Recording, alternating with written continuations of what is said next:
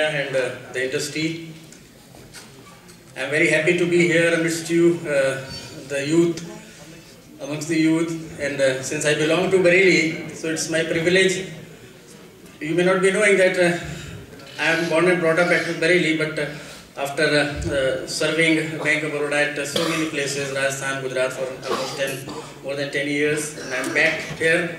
So I feel very good and homely during my posting here. Since 1st May, our new zonal office for Western UP and Uttarakhand has been established in Bareilly, and I am its first general manager, so it is a very good feeling for me.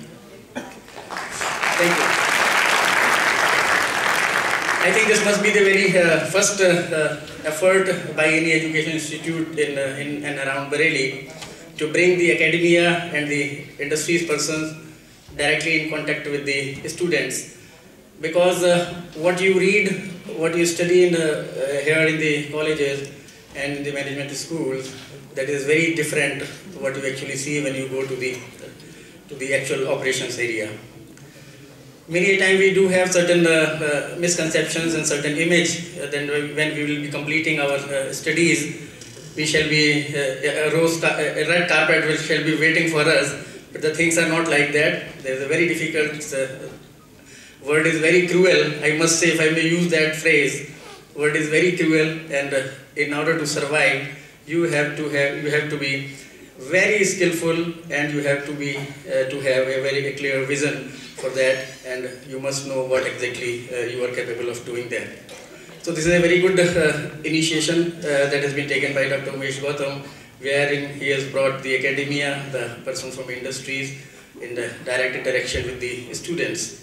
They will be sharing their experiences. They are coming from the different fields, and professor from the Lalit School of Economics, he is also here, and the persons from different field of industry, they will be sharing their experiences.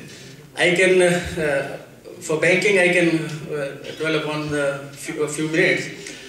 As you all know that banking is the backbone of any country's economy, and if you see the last global crisis or the current recession period which is prevailing upon in the world currently, and the impact of which can also be seen on Indian economy also. So because the recession cycle it is going on, that is a cyclical thing. When recession sets in, then production slows down. When production slows down, the profitability goes down, employment comes down, and when employment comes down, the income level comes down, then again the need of production or need of goods reduces. So this is a cyclic thing.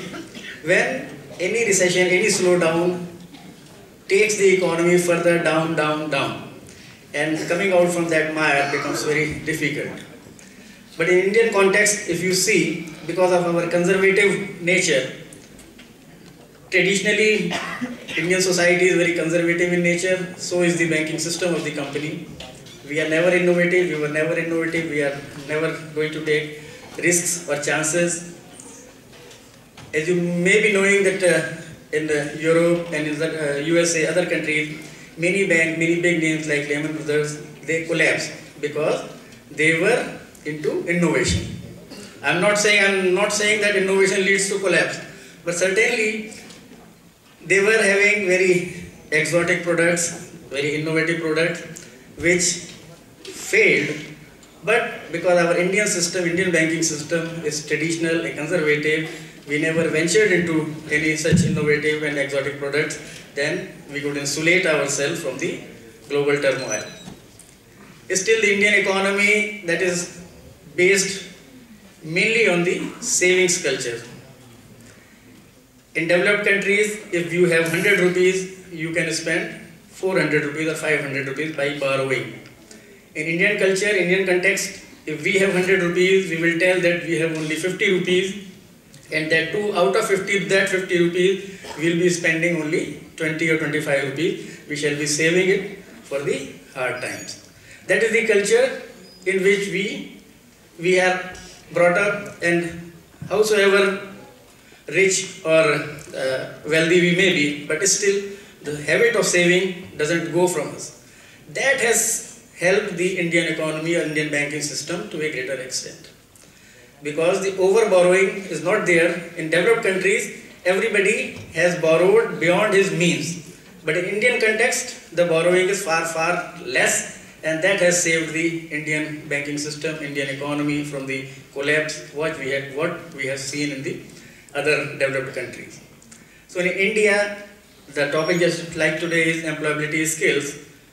There is going to be huge opportunities in banking sector in coming times, because the first phase of expansion in banks was late 70s and early 80s. At that point in time, a large number of recruitment were made in banks, and the people who were recruited there some 35, 36 years back, now they are on the verge of retirement.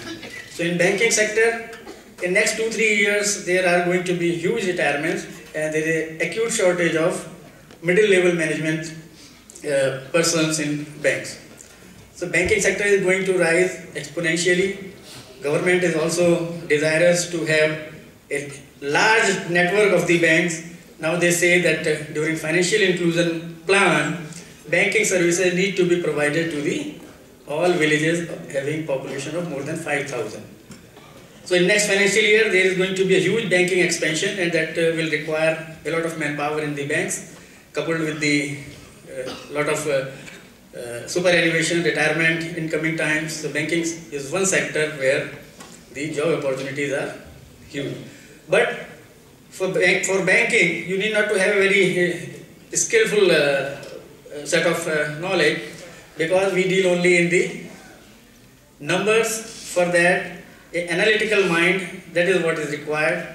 And beyond that, banking is not a very difficult thing. What we do in India, it's a very conservative type, any very typical type of banking, because we are not involved in any exotic and difficult, complicated type of products. So banking as such, in my opinion, banking doesn't require any skills at all, what I say, but it is only a leadership when we have to carry the team along. Soft skills and leadership skills are required, but in my opinion, as such, no special skills are required for the banks. But you may be, many of you must be from management or technical institute. I am just giving a hint that banking is also one of the sectors wherein a lot of good career opportunities are there. Good banks, they are expanding overseas, and many private banks are coming. And very soon, government is going to give the licenses to big business houses also, like Reliance, like Birla Group or Tata. So they are going to be a very good opportunities in the banks. Besides that, all other sectors, the eminent speakers from the industry and from the academia, they will be sharing their valuable experiences from different field of industry and different the current scenario, what they actually see when they employ people, what they actually see in the candidate, who can foot the bill and who can be suitably absorbed in the organization, and after absorbing, what is expected of the candidate or the students. So this is a very good opportunity for all of you, and you must be very proud that your university has organized such a beautiful program, a conclave, wherein you are able to hear the captains of the industries, and that too from different industries, that will give you a very good feedback, a very good view of the overall scenario of what exactly is required when after completion of your education you move into the real world. That is the real challenge. Studying, getting your degree is one thing. When holding that degree and seeking employment and being successful in that, that is a very different thing. So that will be a good opportunity when the learned people will be sharing their experiences, and they will be you will certainly be benefiting from all their experiences, and you will try to learn those things which will be helpful in your journey hereafter. So my very best wishes to all of you, and may you learn what the eminent personalities tell here and imbibe that, and you get benefit for all those things. Thank you very much.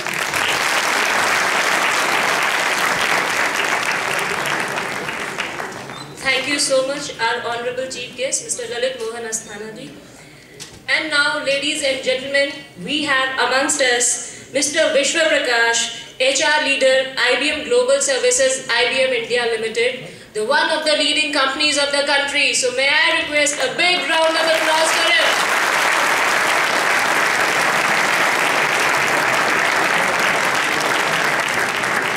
Good, that shows the Inversion's spirit. Now I request our Honorable Chancellor Sir to present the bouquet, Mr. Vishwa Prakash ji.